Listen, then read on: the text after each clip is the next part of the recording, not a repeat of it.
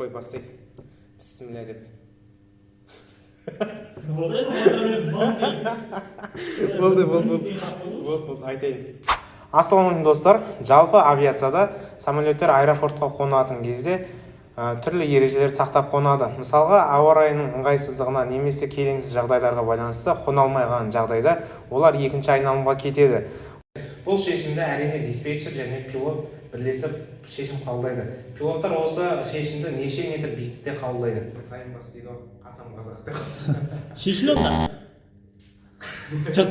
Ал сұрағымыздың жауабына келетін болсақ, пилоттардың соңғы шешім қабылдау нүктесі ол 50 және 60 метр биіктік болып есептеледі. Себебі ол жерде ұшақты қондыратын ең соңғы антенна орналасады. Бұл нүктеде ұшқыш не қонады, немесе екінші айналымға қайта кетеді.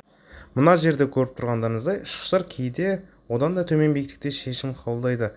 Ал 50 метр дегеніміз ол шешім қабылдайтын ең қауіпсіз минималды биіктік. Ақпарат пайдалы болса, менің арнама тіркеліп кетеді. Арнадан ажырамаңыздар.